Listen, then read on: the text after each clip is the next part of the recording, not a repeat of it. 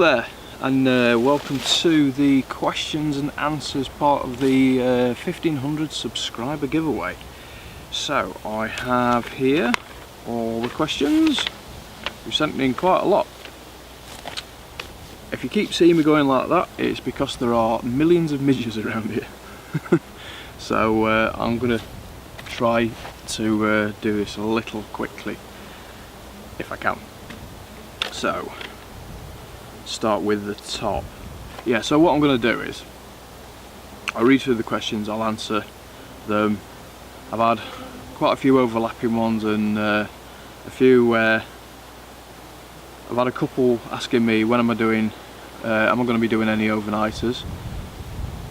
I've done 14 this year, 14 nights out, so yeah, I've done a fair few, and I think I did 12 last year, so yeah, it's not like I'm not doing them. I have got another one coming up soon, so that sort of answers.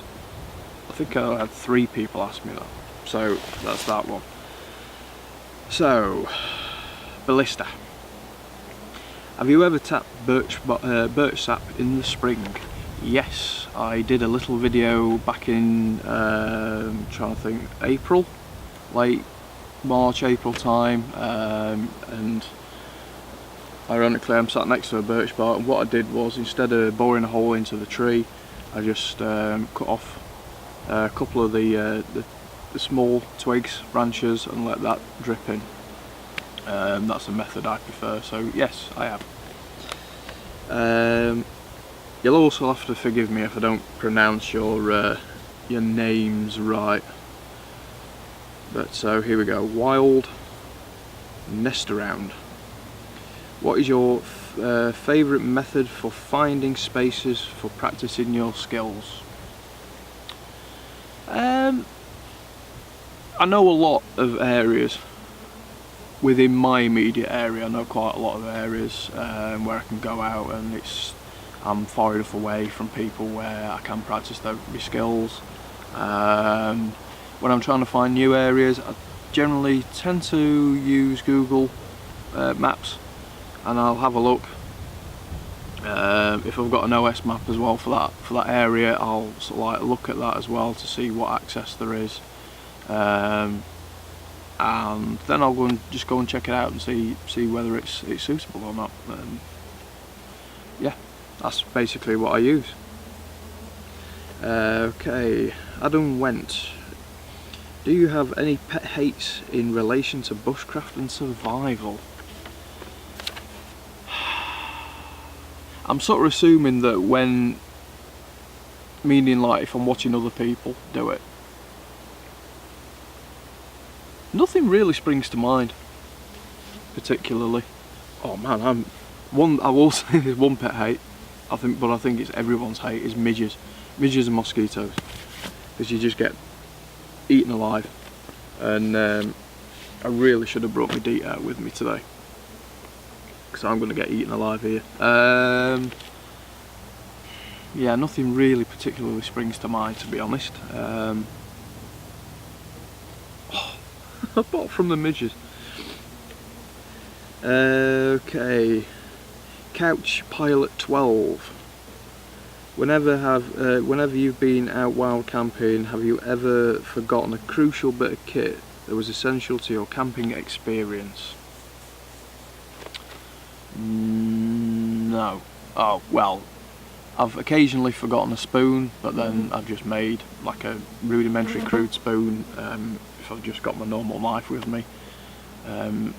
If I've got my spoon carving knife, then I'll just carve a spoon. But no, I'm quite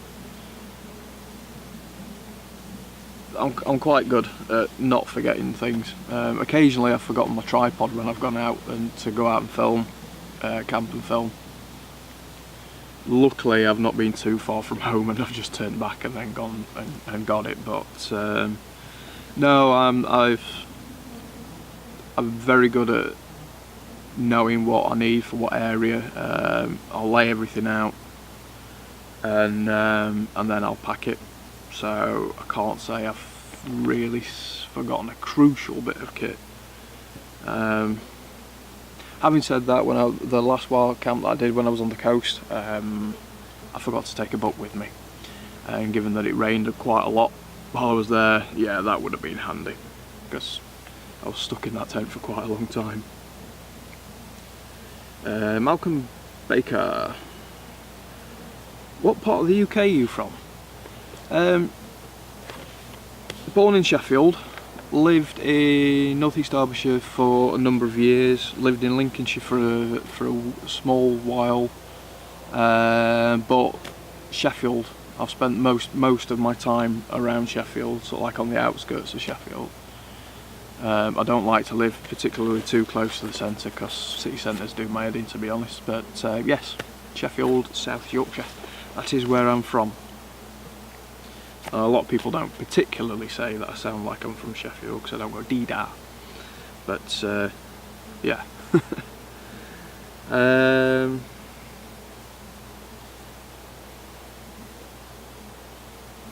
This is one where I'll probably pronounce it wrong, but to me it looks like Sirith. Ever run into someone doing something strange, something weird in the woods? I remember you put like, i.e. people wearing women's clothing, I'm guessing you mean men, and people doing role play like Middle Earth, ranger type thing. I once come across somebody doing role play stuff. I think it was Lord of the Rings, up on the moors once. That was years and years ago. But no, not particularly. Oh no, tell a lie.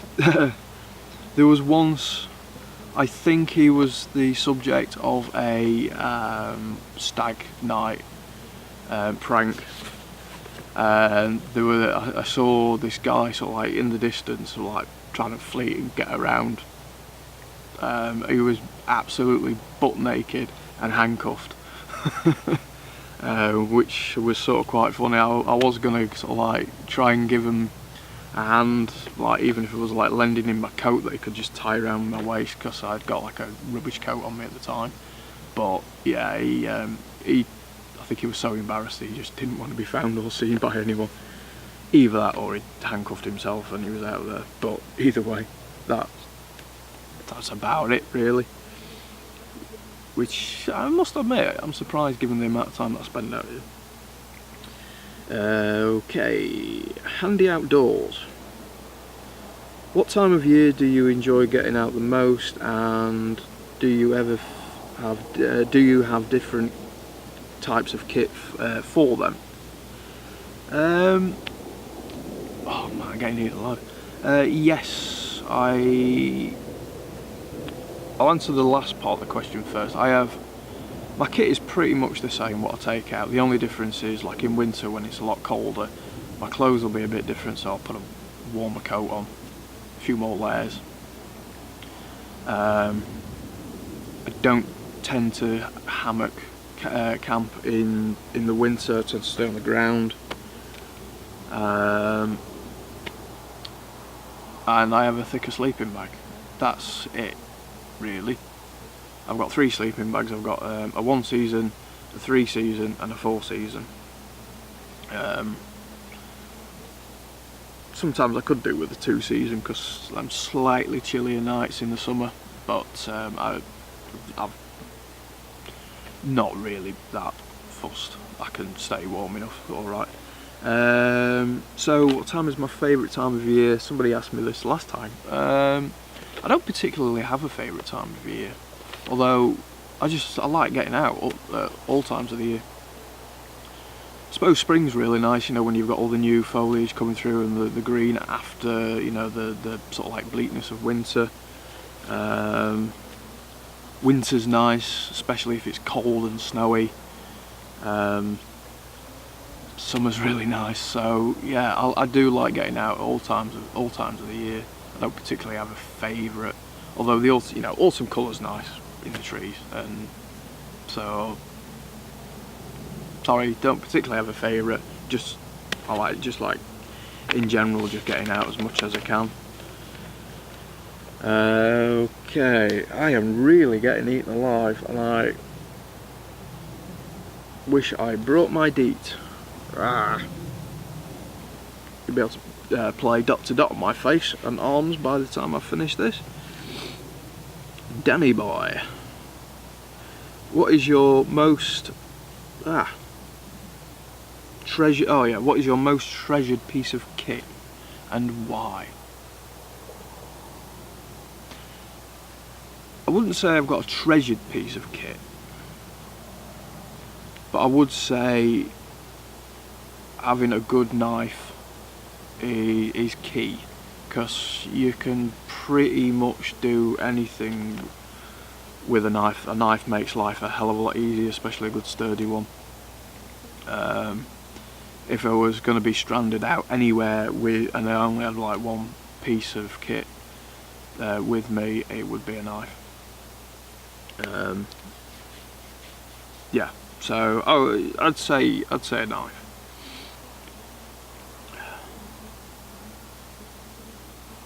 Bubo baby. Oh yeah. How do you maintain your beard in the woods?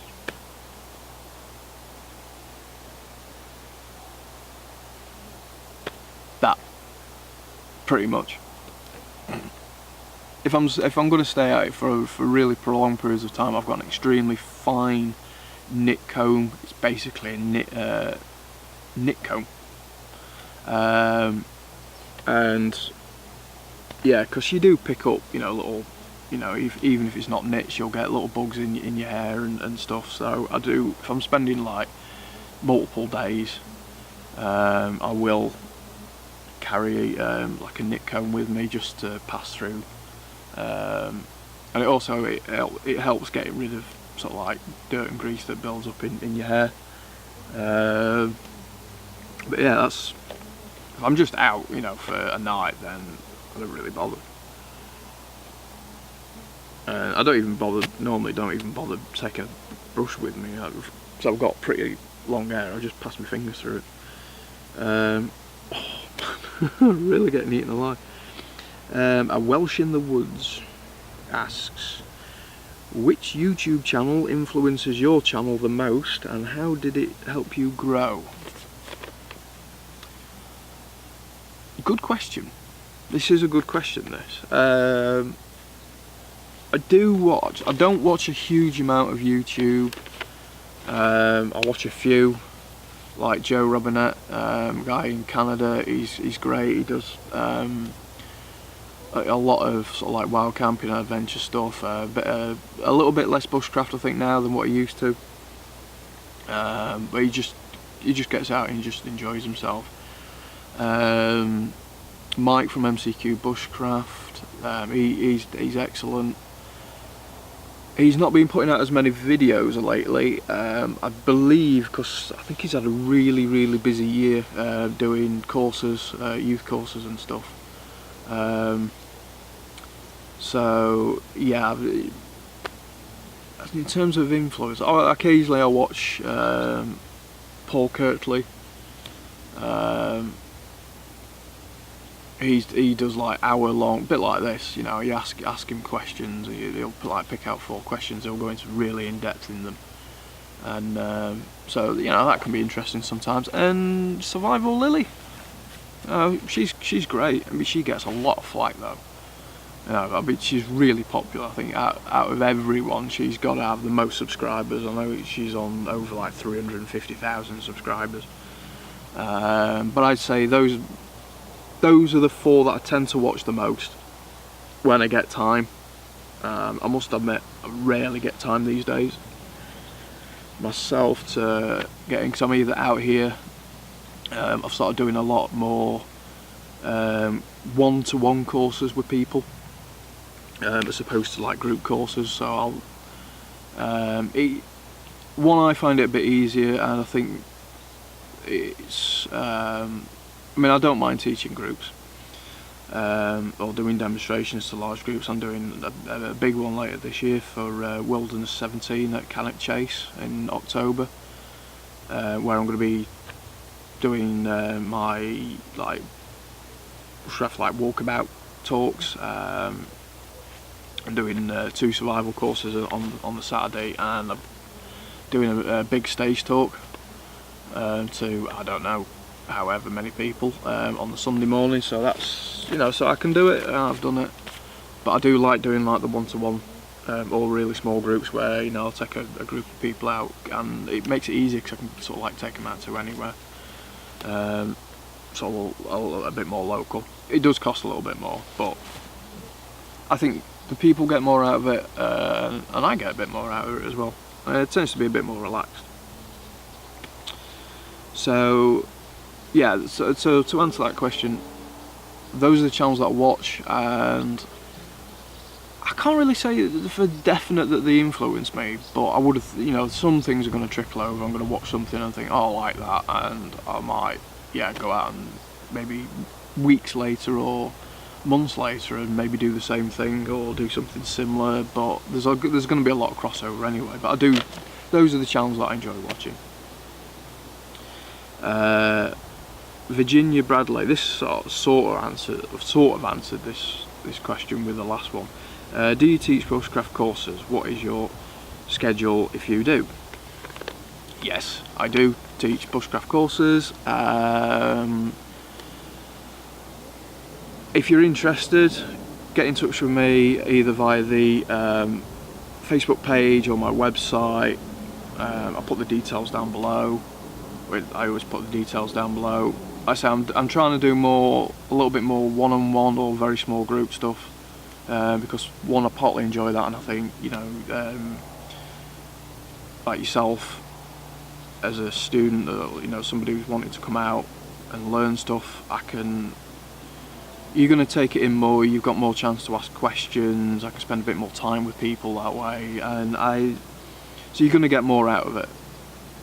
So yeah, and schedule.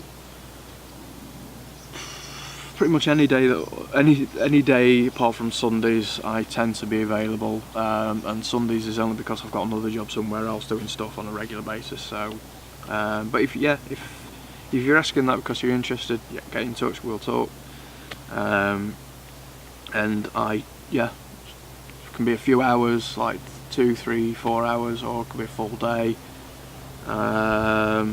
I'm even considering doing a bit of like guided wild camping courses, so like that would be like very small groups, like 1, 2, possibly 3 people.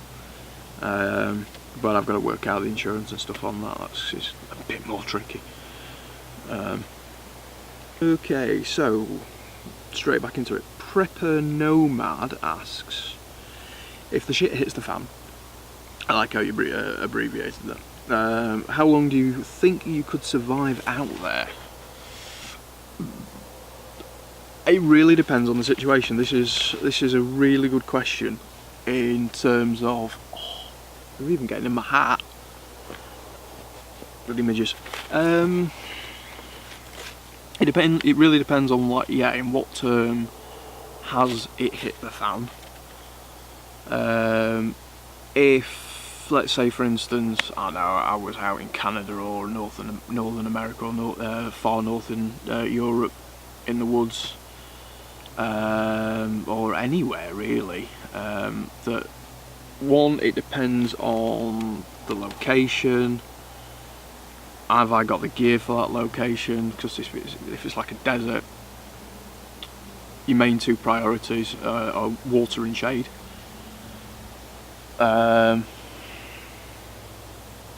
So I can cope with heat, dry heat I'm fine with. Dehydration is a killer. A lot of people can sometimes only last a day in a desert if you're not prepared, if you don't know what to do. You can last, in terms of water, if you do absolutely bugger all during the day, you can sort of get away with half a pint minimum of water a day. But you physically can't carry enough water to get you through, and unless you were rescued. Woodland, woodland like this, which is pretty much the same as it is here, that it is in Northern Europe, that it is in North America, The only difference is that our winters are generally a lot milder because we have the North Atlantic Current. It's a difficult question. If I've got a knife with me, if I've got a knife, an axe, and something to boil water in, that's, I would say, stainless steel like my billy can, then I'd like to think, and I say I'd like to think, I would be able to go indefinitely. But there's loads of different things that, you know, you can't always count on. Different things happen, but there's loads of different, like, it hitting the fan scenarios. Like there's nuclear war, which Trump seems hell-bent on sort of like provoking North Korea into. That brings a whole different kettle of fish, because you've got the radiation factor of that. There's people, you know, people are the biggest killer. If something dramatic happened, yeah, I'd be more afraid of people than being out in the wild or in the environment. I'd probably choose to get away from towns and cities and get out, like here, or a really remote area. Because for me, there's the mental factor of it. I sort of struggle with lots and lots of people. I don't particularly like living in the city, like I've said. I haven't got much of a choice. I am trying to save up to buy some land, a nice plot of land somewhere out of the city, in the country, have my own bit of woodland. That would be really nice, you know, do a little homestead thing, and live off grid. Ideally that would be sort of like my ideal lifestyle if I could get it. I really would like to. I am trying to save up for that, and I'd still try and continue doing the YouTube videos, you know, just do them a little bit differently. Still try and get out in wild camp, because I still like getting out, but yeah, I think I'd like to think I could survive indefinitely, but it's very, very difficult to say, because things happen. Lots of things happen. You could have a little cut on your hand, or on your foot, lower leg. It gets infected. You haven't got antibiotics nearby. There's various different medicines, like wild medicines you can try and use, but if you've got septicemia, you're dead, basically, unless you can cut your own leg off. Not sure what that was. Been hearing quite a lot. There's been couple of big buzzards knocking around, but I'm not sure what that was. So yeah, but I think a lot of people would like to think that, you know, they could survive indefinitely.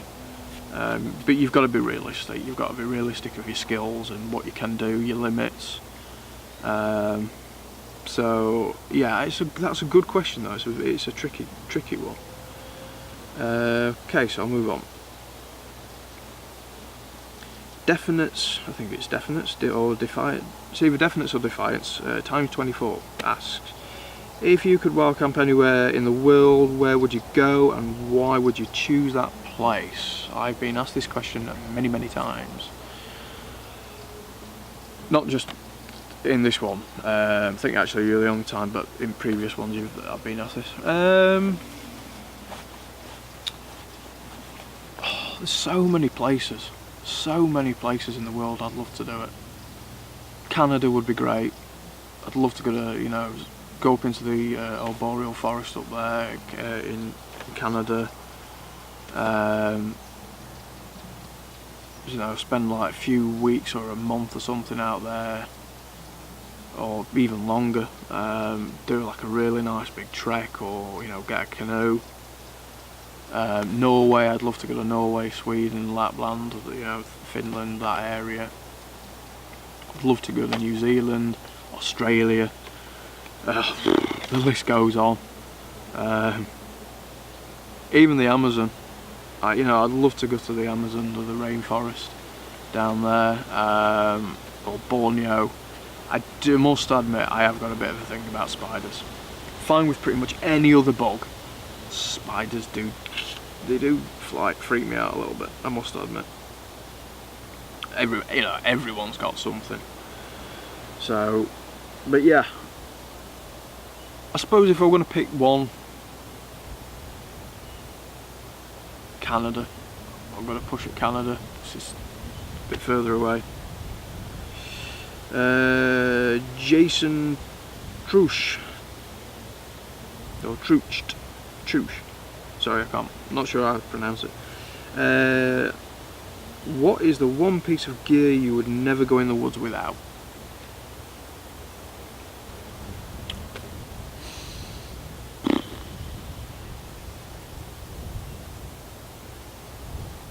Depends. If I'm just going out for the day, it might be some sort of container or bag that I can put things in, like berries or mushrooms. If I was going out wild camping, knife. So anyway, that's that page done. One more to go. I'll start on this side. AG Survival. What would you be able to tell me about your accent background and where did you grow up? Well, like, sort of grown up in various different places, like I sort of said earlier. Was born in Sheffield, but that's because the village where I come from really doesn't have a hospital because it's a village. Nearest town didn't have one either, so closest place was Sheffield. Spent my very early years in a little village in northeast Derbyshire. Then we moved back to Sheffield, moved to Sheffield, and then I've spent quite a bit of time in Lincolnshire, and currently I live on the outskirts of Sheffield, so like northwest Sheffield. My accent is Yorkshire, so I would say South Yorkshire, but not strong. It's not a particularly strong South Yorkshire accent.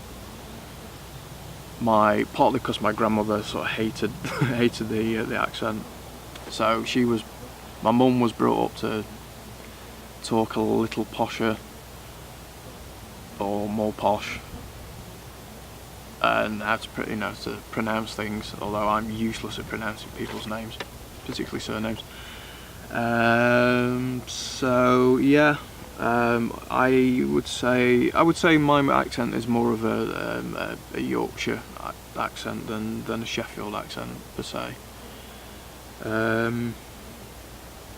Occasionally, it depends. Oddly, I think a lot of people, when they've had more to drink, their accent tends to come through more, and then sometimes you can work out more where they come from.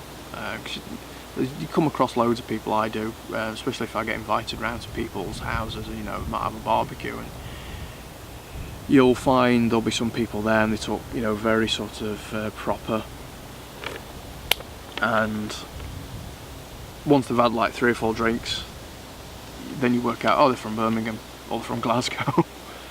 I tend to do the opposite a little bit. When I've had a few drinks, my accent I tend to speak more clearly, pronounce things more clearly, and I slightly sound a bit posher. I know it's not necessarily a great trait, to be honest, but it is what it is. So I hope that answers your question. So yeah, Sheffield, South Yorkshire, part of Yorkshire, biggest county in England, in the UK really. Yorkshire is not far off the size of Wales, so it's pretty big, and it is a really, really nice county. There's lots and lots of woodlands and moors and coastland, and it's great. Be a proud Yorkshireman. Every Yorkshireman is. Jerry Crow, or Crew. What type of container do you use to take to boil water? I use a 14 centimetre billy can. there. Occasionally I'll use my little mug if I'm making a coffee with, and I don't really want to faff around getting the billy can out and doing that, and I'll just put that on the embers. But usually the billy can. Constant and Vowels asks, how long do you think you could survive with your pack if you were dropped off in the middle of the wilderness? So I'm assuming I know where I'm going because I'm getting dropped off there. 2, it's my pack, so I can take what I need for that area. A long time, because I would take stuff that I would be able to, and I know not everybody would agree with this, but if it's a case of survival where I'm being dropped off, I would take as much food as I could with me, my water filter, a few tools like my knife and my axe, but then I would also take things like snare wire, which I know a lot of people don't necessarily agree with. I particularly, it's not a method I like to use, and I haven't actually really used it.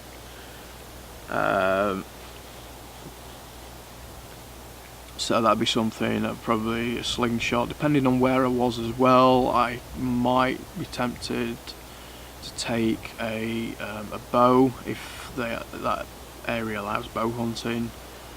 I would say bow over a rifle because the ammunition for a rifle, if you're taking a rifle, is heavy.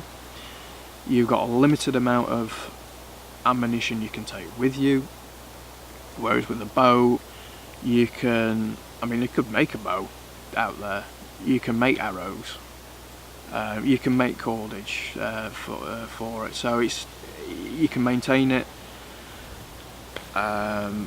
Possibly take a slingshot as well. I know that's not what you asked what I'd take, but I'm just going through what I'd take in order to. So in that case, like similar to the other answer, if when I'd like to think I could go indefinitely. I've considered applying for a loan, not a loan, a bank loan, but the TV program alone. I'm just not sure my family would be happy with me being away all that length of time. So, it's turning a bit cool. Rodney Thompson. So what are your preferred gloves and boots when in the bush? Any good sturdy boot. I tend to walk, I've got a problem, I've discovered that I walk on the sides of my feet, so I tend to wear the heel out really quickly. So anything with a good vibrant sole, but to be honest I'm wearing them out quickly because the compound's not as tough as it used to be. They're a bit more comfortable but they don't last as long. And gloves, anything where I'm not going to get prickled particularly, or my knife's not going to go straight through it, so something a little sturdy, particularly more, I tend to favour more meat on the knuckles, on the tops of the fingers and the sides, as opposed to something underneath, so I like to be able to feel what I'm touching. But if I'm going to cut myself with my knife, it's more likely that I'm going to cut myself along the top or the sides of the fingers and stuff. So I can't really say a brand as such, I just pick something out when I see it. Boots, I've worn Carrymores now for quite a few years. I don't think they're quite as good as they used to be, like a lot of other stuff these days, but I always go for something, I don't know if you can see, that's got a high heel, not a high heel, a high ankle support, because obviously the terrain that I'm walking around, you know, you want that ankle support.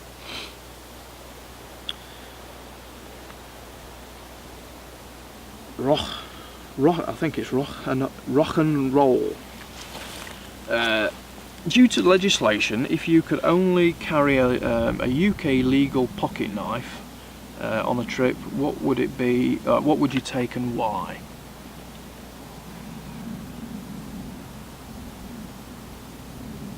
Good question. I would probably go for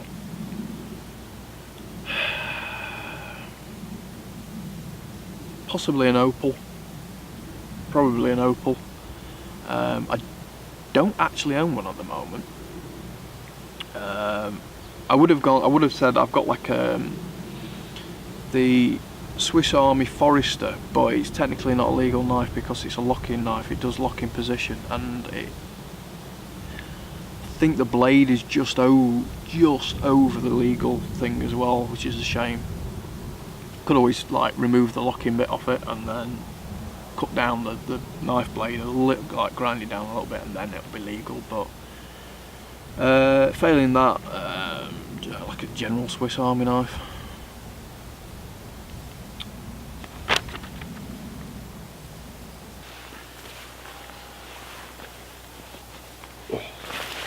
Put my jacket on, it's getting a bit cold. Right, so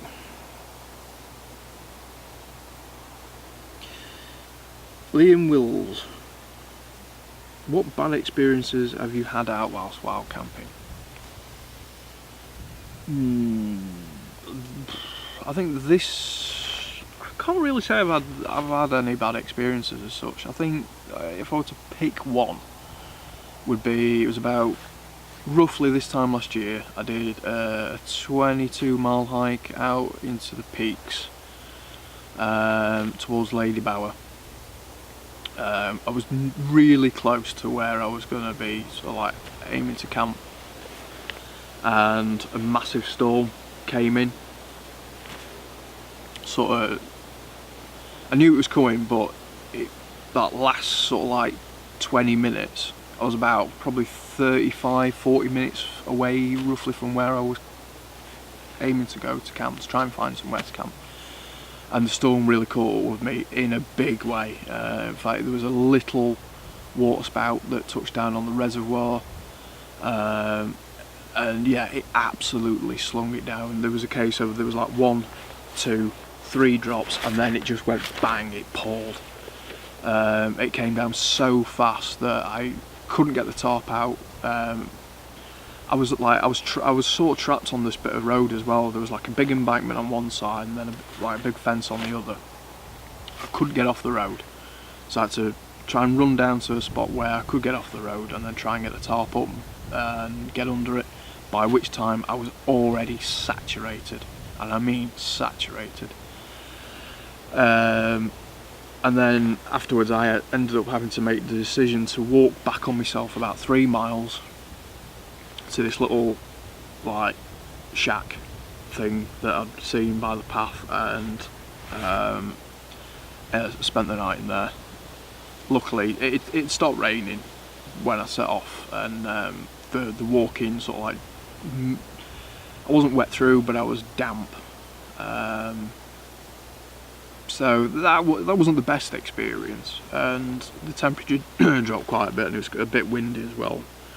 So that was probably the closest situation to actually possibly getting hypothermic, if I hadn't been able to get out of the wind. I'd already walked like 22 miles, so it was like a 25-mile walk that day.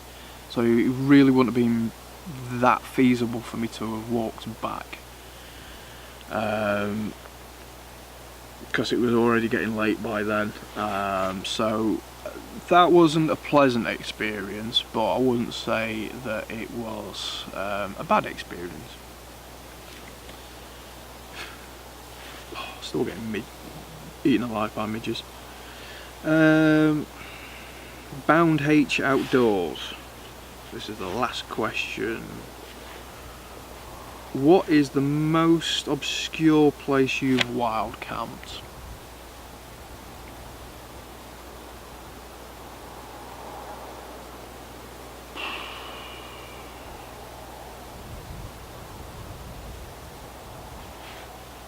I can't really say it's going to be obscure, but earlier in the, so like in the spring, I did a few nights on the north east coast, and the only suitable spot I could find to camp was on it was sort of like halfway up a cliff, and you could see that there had been movement. You know, the land was slipping, but I think it was slipping on a very slow rate. But yeah, there wasn't one bit of flat ground at all. There were only 2 trees that I could get the top and hammock up by, which was quite awkward. That's going to be about it. That's going to be about the most obscure place that wild camps are about. Yeah, halfway up a cliff. And it was, I'm not going to, there was like the sheer cliff was, the sheer part of the cliff I was at the bottom of, but you had to really scramble up to get to that spot where I was. Yeah, and the beach was just full of rocks. There's, I'll put it up here, or at the end of this video, or no, I'll put it up here. I'll put a link up to that one, so you'll be able to see where that was if you haven't seen that already. Oh man, really getting eaten. Flies galore. So that's all the questions. Oh no, there was one that somebody got in touch with me through Facebook. Sorry, I can't remember your name. I'll write you down on the bottom here. But I remember the question, and the question was that you were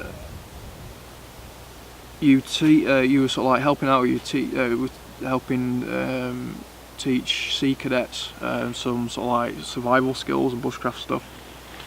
And you asked like what age would you recommend, or what age would you consider like teaching knife and axe skills.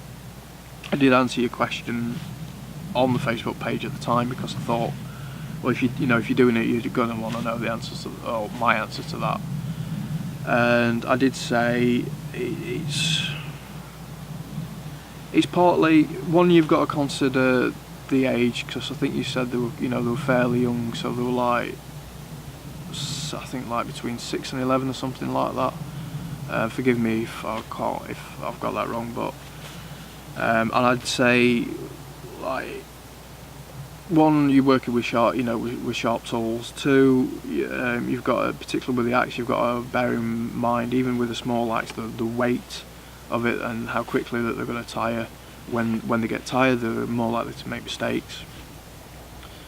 I also consider how comfortable do you feel teaching kids that young with using knife and axes, because it's all right teaching your kids, because you know them better, you know their capabilities and their confidence. Yeah, it's someone else's kids at the end of the day. I mean, I would say as young as possible, so that they learn that, particularly with knives, that the knife is a tool, it's not a weapon. Because I've heard of some instances where people have taught kids. I think there was one where I read recently somebody did carved butter knives. That was what they did for the day, like a day's activity, and then the kid went up to the mum to show, so, oh, we've made this knife today, and the instructor heard the mums like take the knife and like, oh, you've made a stabbing knife. So when you've got people like that they see a knife as a weapon, that's what makes things so challenging, particularly in this country, and that's why we've got tough knife laws, is because it's a mentality that, because we've had, we have quite a big problem in the UK with knife crime, and oh man, it's been midges. And so we've got to change a mindset of that a knife isn't a weapon, that it's a tool. And I think the younger you can get kids to realise this, then they'll grow up knowing that a knife is a tool, it's not a weapon. And then if we can teach all our kids this, then it might. I mean, I'm not saying it's going to get rid of knife crime, because it's not. It's pretty much always been there. It pretty much always will be. But if you can change the mentality of what a knife is, then that's going to help at least. But yeah, as young as they are physically capable of handling an axe and a knife in a safe way, and that you also have that confidence in yourself to be able to demonstrate the skills that they require in a confident and safe manner. That would be my answer to that. But it is a good question. I will pop that down. I know who you are. I can't remember who you said, but I've got your details. So you might be the blank one that gets drawn, and I'll get in touch with you through that. So anyway, I did miss a question.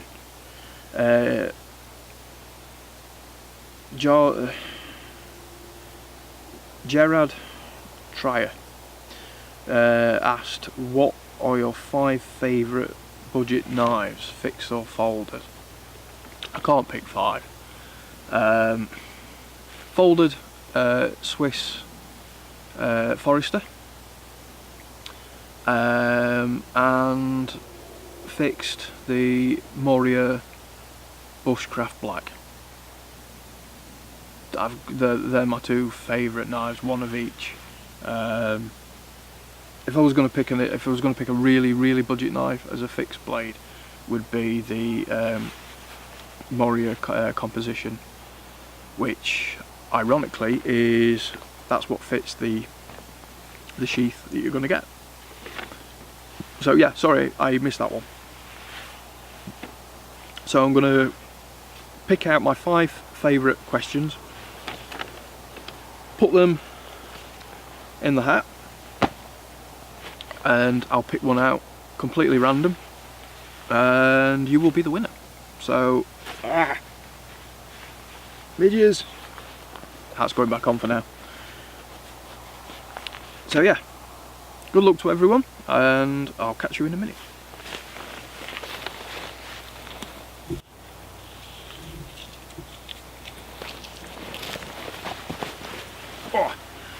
So, got all the questions scrunched up here. I've picked my 5 favourite ones, and yeah, they are now all scrunched up in here. So there's 1, 2, 3, 4. Where's the 5th one gone?